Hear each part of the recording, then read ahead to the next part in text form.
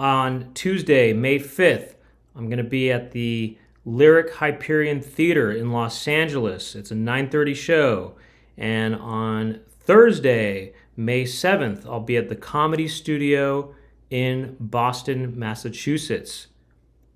Get tickets now. It's next week. And if you're listening to this episode late, well, maybe next time.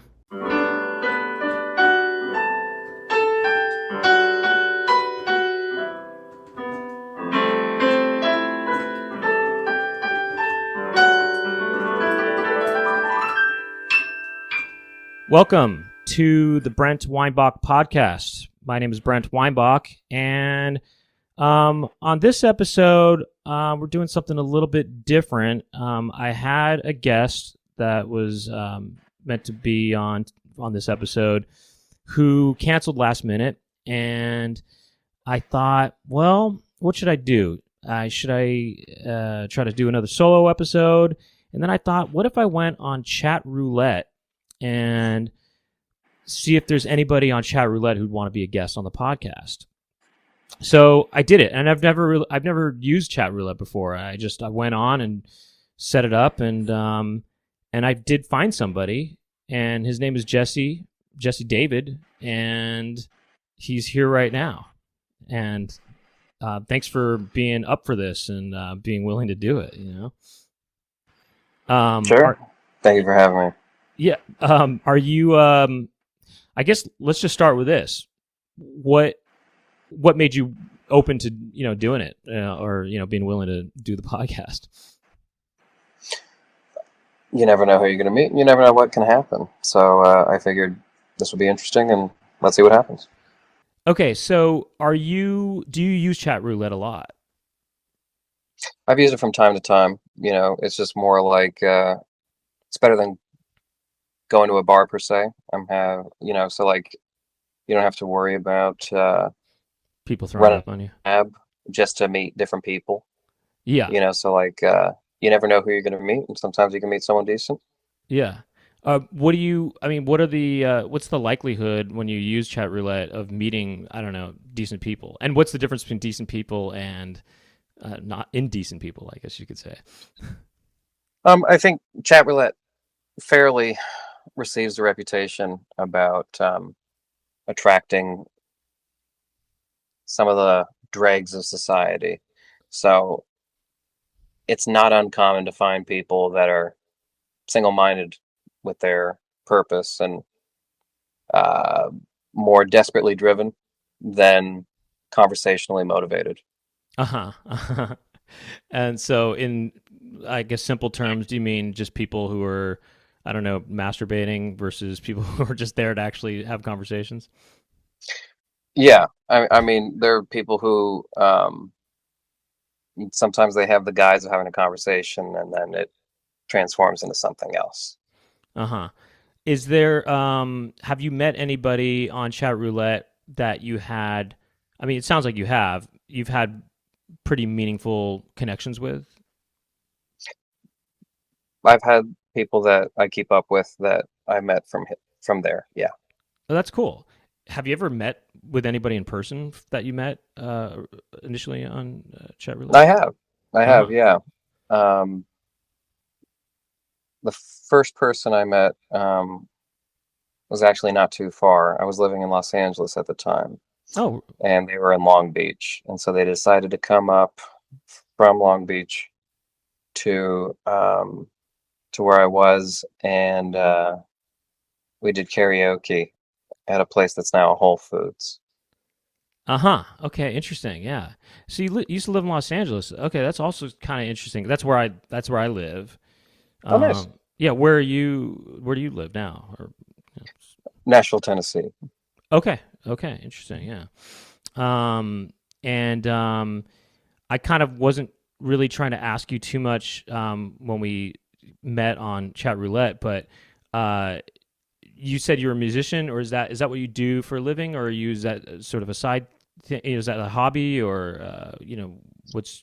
Yeah. I mean, I record, and I do that with some fun people and different singer-songwriters and groups So like it's like weekend warrior stuff, and otherwise just putting together my own stuff and seeing what sticks. What instrument are you playing?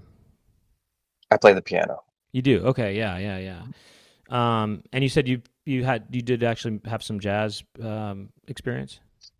Yeah, I took from a teacher who he taught me classical and jazz. So Uh huh. like I was getting Chopin and learning Satin Doll and learning Chopin waltzes in the same week. Satin Doll, a perfect song to learn 2-5-1s with, or at least 2-5s, Hmm. lots of 2-5s in Satin Doll, Um, the the best songs to learn jazz in a way, or kind of a lot of the foundational, not just jazz stuff, but songwriting kind of stuff, is Satin Doll, I think, and Autumn Leaves.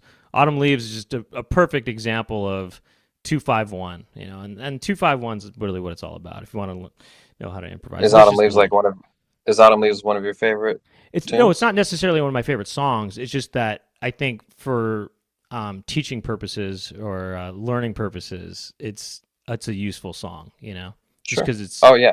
it just demonstrates very common chord progressions in not just jazz but all music or pop music and stuff. Yeah. Yeah. Um. So, what kind of music are you normally playing now? Whatever pays. So, Mm. sometimes it'll be a corporate event, it'll be funk music, and sometimes it'll be more Nashville influenced and be have more of a country bass or rock and roll. Mm-hmm. Um, so like I have had the jazz gig from you know Yeah. now and then, Yeah. Yeah. but but whatever pays is good, especially considering that I enjoy the material that I'm playing more or less. Are you what kind of music do you like the most? To What not kind even of music I necessarily even like? to yeah, not even necessarily to play, but to just absorb. Um, I mean, good music is good music. So So it doesn't matter. I I mean, mean, there's no genres you're drawn to usually more than the other. Or... I mean, definitely more like the pop rock variety. I mean, Elton John and Billy Joel, just being a piano player, and Yeah.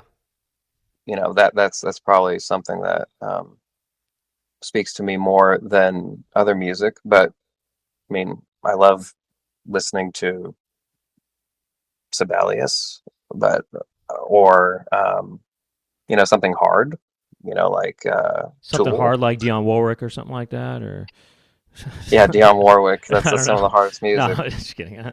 Um, are you so okay, and then you said that, and then so what do you do for a living? Yeah.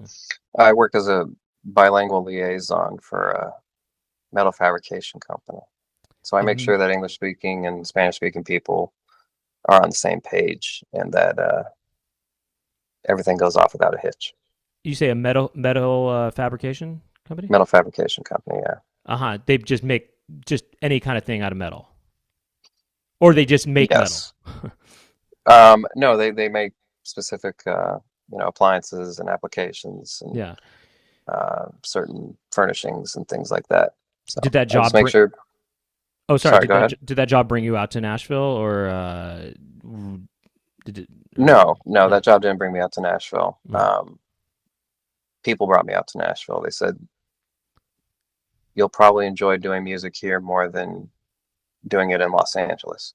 Oh, it wasn't that you met somebody on Chatroulette in Nashville saying, someone came up from Long Beach. I'm going to come over to Nashville, and then you did, and then you said, you know what, I'm going to stay. Yeah. No, no, the person that I knew in Nashville the best was someone that I knew in Los Angeles who moved Had- over there, and they yeah. said you deserve you owe it to yourself to do this, to travel and see what you can do and see how much you like it. And so there's a lot to enjoy about Los Angeles. I mean, 95% chance of sunshine every day is not without its merits. But I do appreciate what I do in Nashville and with the people that I'm doing it with.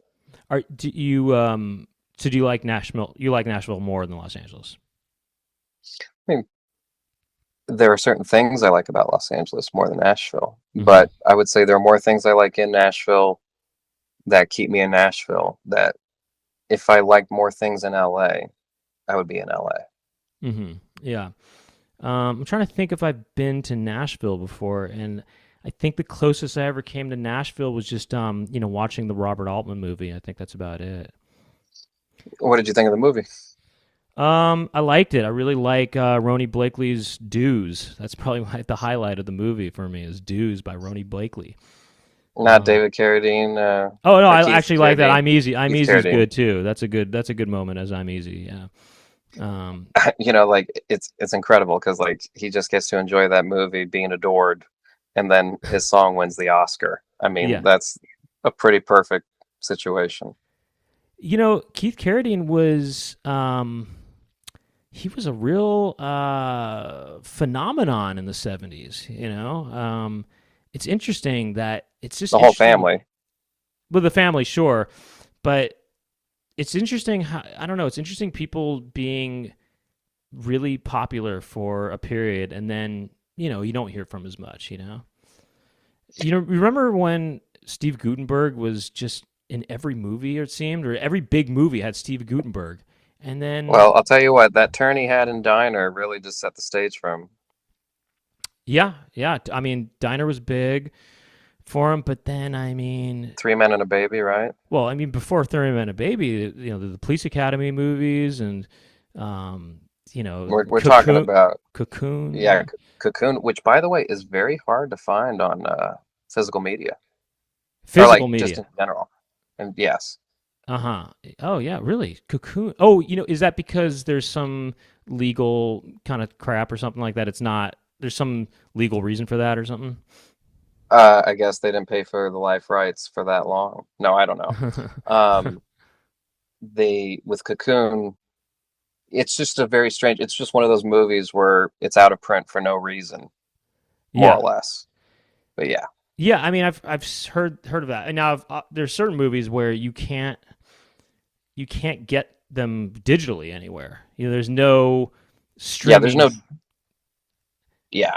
And during when we were doing the quarantine, there was a few movies I wanted to see, and I had to go to the video store to get them. I couldn't I used to work at a video store. in Los Angeles.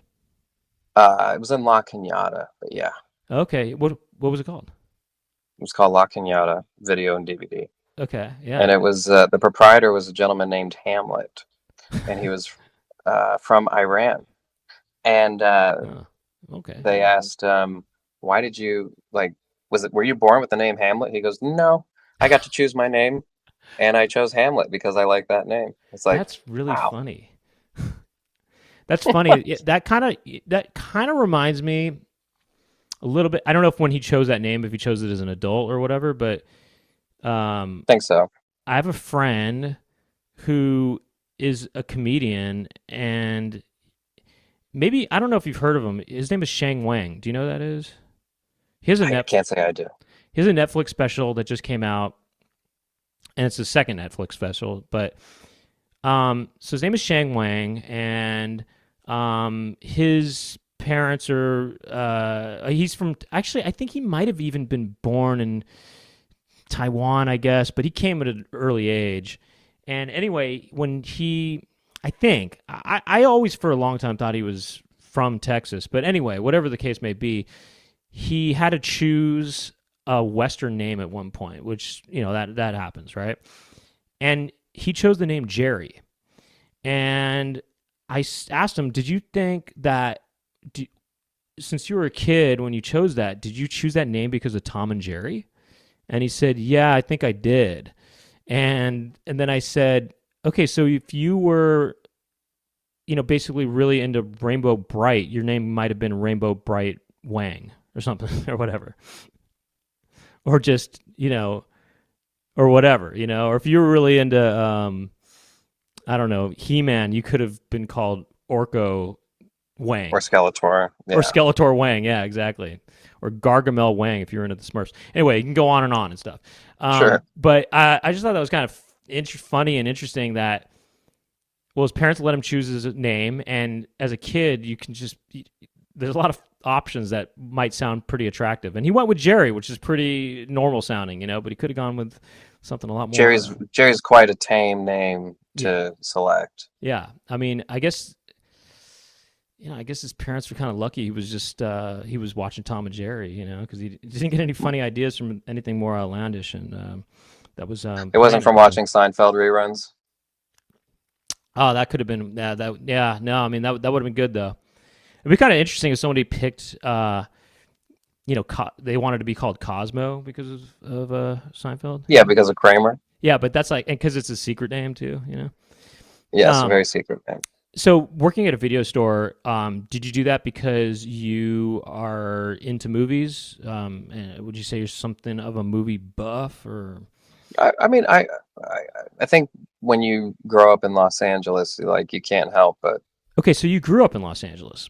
Find that, yeah, I did grow up in Los Angeles. Did you grow up in? I did too, actually. Did you grow up in La Cañada area? I was there for my younger years, and then for my college era, I was in Burbank. Oh, in college era, you say? Yeah, college era 20s, Burbank. Yeah, okay, Burbank. Land of free parking. What's that? Land of free parking, Burbank. Yeah, and land of horseback riding, right? Isn't it? Yes, the equestrian center is there. Yeah, and you can you ride? You can ride your horse just even on in town. In town, yeah, you can just ride it around town and stuff. Yeah, it's pretty interesting. And it's also a place where people have Shetland ponies on a leash when they go to Starbucks. Wow, yeah, that's cool. That's how small or big are those? The Shetlands? I mean, I think they're about 2.5 feet tall. Yeah. And what's great is that they're, being accompanied by a normal sized adult, it's not played for laughs. It's just very serious people with their very serious Shetland pony. Yeah, it's serious, but it's surreal, huh? I mean, it's just weird seeing horses around. You don't see that as much anymore. Not in major metropolitan areas, no. And even in Nashville, you got to go out into the boonies to see horses. But yeah, the no one is pulling up into downtown Broadway with a horse unless it's being drawn by a carriage and people have paid an exorbitant amount of money to take their significant other or their bachelorette party inside of it as a, kind of a gag transportation. Yeah. Did you, were you around the entertainment industry a lot then, I guess, when growing up in Burbank or being around Burbank? I mean, were you involved at all? were you involved in acting or anything like that, or? I mean, I was peripherally around it. You have enough coffees at Aroma Cafe and you can bump into a celebrity. Tahunga. Yes. Yeah, Aroma Cafe in Tahunga. Yeah, Tahunga. I remember they had these. I've only been there a couple times, but I remember there was listed on the menu were elixirs, and I don't know. There were concoctions, I guess, with different maybe essences. I don't know. Maybe oils of essence or something. Essences, like essential oils. Essential oils, I think. Yeah. Mm. There was different concoctions of things. I think that's a neat way to sort of list things on a menu is elixirs. That makes it kind of makes me want to. Well, a tea wouldn't necessarily I don't know if a tea's gonna make me feel better, but you take an elixir, you're like, oh, this will definitely make me feel better. Then you wonder about the placebo effect because it's yeah, sure. Was it really that, or just the idea that this thing would be more potent than a tea or a coffee or an espresso? Yeah. It's I always try to I avoid caffeine myself, so if I'm looking for elixirs, I'm looking for just Are you a Scientologist? Is that a Scientologist thing? I'm not, but maybe I am. Yes, maybe I don't know it yet actually. No, no, no. I'm sorry. It's the other white bread religion. It's Mormons. Mormons avoid caffeine. Hey, maybe I'm a Mormon secretly, and I don't know it. Maybe maybe Mormonism's my true calling in life. Um, I mean, polyamory is welcome, and but just no caffeine. So like, you already have the no caffeine part. Just hope your significant other, doesn't get jealous. That's all. you know what I kind of want to do is I want to push I want to the word polyamorous is pretty popular nowadays, but because monogamy monogamy is monogamy, I kind of feel like we should get polygamy going as the parallel word to monogamy. You know what I mean? Rather than polyamory. You know what I mean? Oh, you're saying you prefer the term polygamy to polyamory. Yeah. I mean, well, Okay. just like logically in a way. I mean, polygamy sounds like marriage with multiple With multiple women or partners or whatever. Yeah, partners. or whatever. Yeah. Yeah.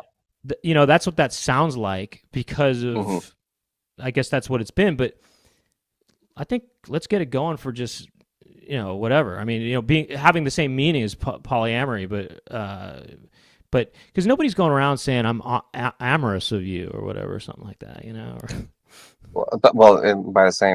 By the same breath, like no one's saying I'm gammas of you, Gamus of you either. but I'm Yeah, but I'm also gammas of this other person.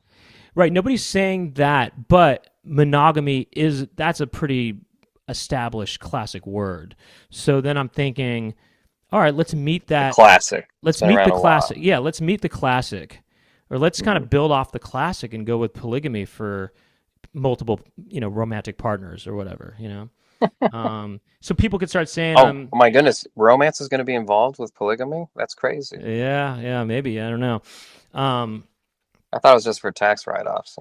well, yeah, that too. Both. You get the best of both worlds. You get a lot of You and uses Hannah out of Montana. Yeah. uses out of it. Yeah. Um, Hmm. so Mormonism does not do caffeine, huh? They do not do caffeine. I mean, at least the best practicing Mormons don't. Um, okay, well, check. I got that down. Uh, I'm on the road. I'm on my way with that. I might be the next John Smith, hopefully. Um, Joseph, but yeah. oh, whatever. Yeah, I mean, yeah. That well, okay. That correction is another step towards, becoming Yeah, a Mormon. to being a Yeah, more heightened member in the uh, Mormon community, yeah. What's their church called? the Church of Latter-day Saints. Oh, that is Mormonism. Is the Church of Latter Day Saints? Hmm. Oh, okay. Yeah, I've heard of that church. Yeah. Book of Mormon by the South Park folks. That's why I did see that. I did see that, but I did forget. tomorrow is a latter day. So, it's a nice little play Okay, on that yeah, one. I forgot a lot about it. I think I saw it Hey, probably you're not Facebook, expected to know everything. but I'm not holding you. I do put a lot of expectation on myself to know things. So, Sure. Would yeah. you call yourself a film buff, by the way? I would say I'm pretty swole. Yeah, Pretty swole on yeah. on When it the on comes the to films. movies, yeah. No, I mean, I What's your know what's my what's what. your letterbox top four? Um, Letterbox top four. And I don't have a letterbox account, but I would say that No offense. one of one of my favorite no one taking them. I thought about maybe doing it just for myself to kind of database everything I've seen, but I just thought I can't. It's too overwhelming for me to try to figure that out. Just figure out every movie I've seen. Sure. Um, but I would say the Hudsucker Proxy is one of my top movies of all time. I love when Tim Robbins holds up the circle and then he goes, "Oh wait, this is my idea." Yeah. I mean, there's so many great little moments in that movie. Hmm. It's just so great. Every moment is great, and it's the best movies. Jennifer Jason Leigh steals the show, and I'll stake um, my Pulitzer on it. hmm and then she kind of almost outdoes. Well, I don't know. I'm not gonna say she outdoes Rosalind Russell, but she keeps up with her. She, Definitely, she keeps up, and she.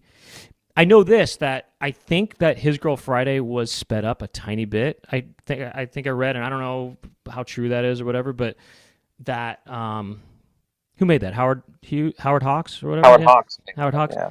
I think he wanted to make the fastest movie ever or something like that, and he slightly sped it up to make it so that it would be. But I don't think they sped up Jennifer Jason Leigh, and she's going as fast, I think. She's going a mile a minute. Yeah, Yeah. her performance is pretty extraordinary. So So Hudsucker Proxy is one.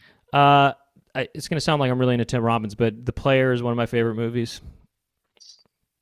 Player's great. I like Back to the Future 2. I like The King of Comedy is one of my favorite movies. Yes, and that stand-up routine is pretty wonderful too. It's Now haunting. with the ending, do you feel like that's a part of his fantasy, or do you feel like I he mean, that's actually? an age-old question, you know. Is that a fantasy or not? Well, it's obviously ambiguous. It's left ambiguous. When it comes to endings of movies that are ambiguous, I usually don't pick a side. I usually just take it as could be or could not be, you know, or it just because it's almost like I don't know. Sometimes if it makes me feel better inside, I will pick a side. You know, if if there's an interpretation that just is more settling to me, I'll pick a side. But I think one of the cruelest jokes in King of Comedy is when, like he's trying to record his bits, and he keeps getting interrupted by his mom. And then when he does his stand-up monologue, he says, "I wish my mom was here today. But if she was, I'd say, 'Hey, Ma, what are you doing here? You've been dead for 10 years.'" mm-hmm. So, like, it just throws an extra wrench into, like, just how warped this Yeah, person is. That yeah, they're still yeah. hearing their mother interrupting them Right. in those other scenes. Yeah, it's. I mean, I always think of it as the comedy version of Taxi Driver. You know, it's sort of those are companion pieces. You know, as Taxi Driver and King of Comedy. You know, and by the way, Hmm. speaking of people stealing the show from the main leads, Sandra Bernhard. I don't know how she. I don't know why she wasn't a bigger star from that movie. You know, she just was so. I think it's because She steals the show in that too. I think. I think it's because that she just, like, Scorsese knew, I want Sandra Bernhard for the movie. And I think other people wanted to make Sandra Bernhard something else. And it's like, you know, Walter Brennan shows up as Walter Brennan every time. But you love that character, and you love the way that they listen, the way that they react. But with Sandra Bernhard, like, she has such an otherworldly presence. And it's also possible that other people would feel um, that they would be made small by being in the same scene as her, because, like, Yeah. she's there with heavyweights Yeah. holding her own. Totally, yeah. So it was kind of like how maybe big name headliners don't take anyone too good to open for them, I guess, on the road, because they don't want to be upstaged. Maybe. No, I'm kind of kidding, but I mean, I'm maybe slightly being serious though on that. Well, there certainly is. Well, that's what happened with Prince and Rick James. Was that Rick Oh, James? okay, yeah, Yeah, Prince opened for Rick James, yeah, and huh. then Rick James noticed that Prince was stealing his moves, and so Rick James's way of getting back at Prince was stealing all of his instruments with all of the settings that they had, and he recorded the album Street Songs using all of Prince's instruments. And then when he was done recording the album, he gift wrapped all the presents and said, "Thank you." Huh. Interesting. Oh, that's okay. And Purple Wow. I didn't know Rain, that. like Morris Day and the Time, that's their best interpretation of Rick James. That's what that's about. Okay, so basically, Morris Day and the Time, that was not just his outlet to just do funkier kind of stuff or whatever that is, but or more Correct. swingy kind of stuff, but it was really an outlet to emulate James. Yes. Interesting. Okay, yeah. Well, because Prince looked up to Rick James. I mean, Rick James made I mean, he was like at that time, he was like the most successful like funk artist. Yeah. And he was the guy that you called that like he made careers and he put the Temptations back with Standing on the Top. And what's her name? Tina Marie. I mean, like Tina Marie, like the only white woman signed to Motown. So like he did have this certain Midas touch with what he was doing. I mean, heck, even Eddie Murphy's ridiculous song "Party All the Time" made it to #2, and that's a Rick James situation. So like Prince definitely felt competitive with him, definitely felt competitive with Michael Jackson, and then when Purple Rain came out, which was the #1 song, #1 movie, #1 album, all at the same time, 1984. he just was like, well, literally no one else has done what I've done. And that kind of like, not to say that Prince didn't do great music after that, but I felt like not to say that he was coasting, but everything felt more like an exercise and less like a passionate competitive situation. Mm. But neither here nor there. You know what I think is interesting, and then we'll wrap up the main show. And if you're cool with it, if you would be open to it, to doing the bonus half hour for Patreon, are you cool with that? Or sure, because I want to get back to this chat roulette stuff, which we kind of got sidetracked from. But yeah, go ahead. And I kind of want to know a little more about you too. But one thing I'll just say, and I'm sorry if I've said this already on the podcast before to people, but I think it's also kind of interesting that there's this kind of competitiveness or rivalry or whatever with Michael Jackson. And yet all of Janet Jackson's hits were written by, Jimmy Jam and Terry Lewis. Who refused to work with Michael Jackson. Well, yeah, I mean, they're from the time, for people who don't know, they're from Morris Day and the Time. Mm-hmm. So that's Prince's crew. Mm-hmm. And then they're writing hit songs for Janet Jackson. Yeah. What's up with that? I mean, what's up with that? Janet Jackson is, Michael Jackson's sister, if anybody doesn't know. And Prince adjacent is making her hits. What's going on there? Well, Janet wanted an identity distinct from Michael Jackson, and I think the Time members wanted an identity distinct from Prince, and so they were both able to meet each other. And that's an interesting. That's a thought. Yeah, wow, that's a thought. Actually, they were almost like rebellious moves in a way, distancing moves for both Terry Lewis and Jimmy Jam and Janet Jackson. That makes sense. That it's almost like a third. It's a third, army or whatever. It's a third party, or something. Mm-hmm. It's a third camp. I guess that's what I'm looking for. Yeah. Mm-hmm. Okay, so look, we're gonna get into it more. I'm gonna talk to you more. I want to get into more chat roulette stuff and all, sure. Some ups and downs of chat roulette and all that. And so yeah, more with Jesse. And if you want to join us, you can go to the Patreon. It's patreon.com/poundcast, POUNDCAST. That's what this podcast used to be called when, there was another post on it. And also, if you want to watch this on video, you can go to youtube.com/@Brent Weinbach podcast.